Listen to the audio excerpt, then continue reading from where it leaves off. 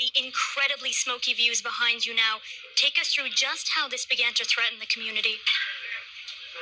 Yeah, Michelle, last night, as many people have seen the photos and the video of the fire just up on the crests above homes, and from the Kelowna side looking over to West Kelowna, seeing the fires burning trees and structures. Today, the winds were stronger this morning but have died down, and now the smoke is really settling in here.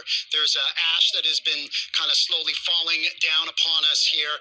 I'm at the evacuee reception center in West Kelowna, where people are coming to check and see if they can get a hotel room or meal vouchers and that. And so speaking to people about the ordeal that they've been through the past 24 hours, many people are worried about their homes. They're worried about pets that they weren't able to bring back. And some people are worried that they may have lost everything.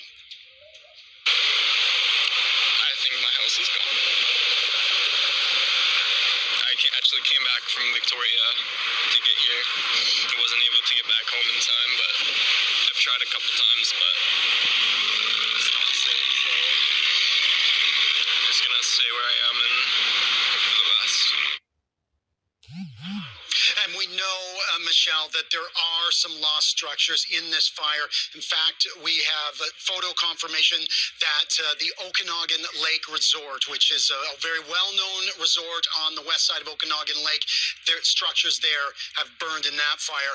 The fire also jumped over the lake to Kelowna, and today there's a fire emergency on the other side of the lake, with several neighborhoods having evacuation orders, and the University of British Columbia just recently having tactical evacuations and asking people there to leave. So there's a lot happening here in the Kelowna area with these aggressive fires. Brady, an incredibly difficult time for people there. What are some of the other evacuees telling you? Michelle, it's exhaustion from having to sleep in your car last night and then not being able to sleep because all you can see is the fires burning above your neighborhood. People coming here and having to wait in long lines in order to register and see if they can get a hotel. So we spoke to some people about, just the frustrations and the emotions of being out of their homes with this fire emergency going on. I've talked to lots of people here last night that lost their homes. So Traders Cove, I guess, it's gone. People were jumping in the water, just like Hawaii.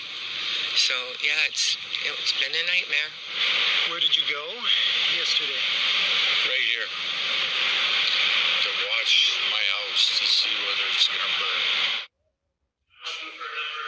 And of course, Michelle, as you heard in that clip, fire officials are still very wary of the weather, of this extreme fire behavior. And if the winds do pick up again, there's concern that there could be more structure loss. We still don't know how many structures have been confirmed to be lost, but we know that some have. And so that is on the minds of everybody here in the Kelowna area. Michelle? Brady Strachan live in West Kelowna for us tonight. Brady, thank you for your reporting. We'll check back with you later there. Thanks, for Michelle. more, we'll bring in Janella Hamilton. She's been tracking the latest from the province and emergency management. Janella, for those who are evacuating, where are they being told to go? Well, Michelle, at this point, the regional district is asking evacuees to contact friends and family because hotels, motels, and other tourism operations in the area are at capacity.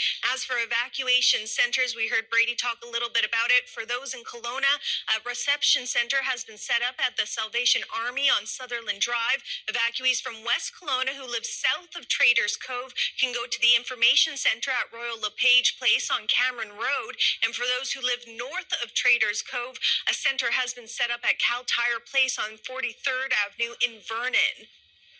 Everyone covered by an evacuation alert is asked to prepare or be prepared to leave at a moment's notice. And Janella, we also heard from officials about a harrowing series of events last night, a rescue of people who did not heed those evacuation orders. That's right, Michelle. West Kelowna Fire Chief Jason Brolin says residents who chose not to leave endangered the lives of first responders. We had people trapped. That's the fire chief's worst nightmare.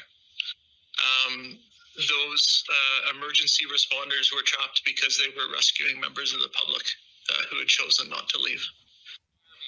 The BC Wildfire Service says those who defied the evacuation orders put the lives of police and firefighters at risk. Officials are reminding residents now is not the time to ignore an evacuation order, with the wildfire continuing to spread and burn aggressively.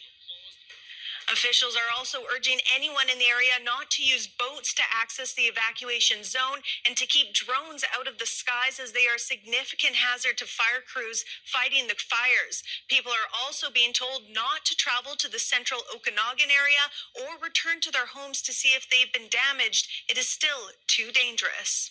Or Janella Hamilton. Thanks, Janella.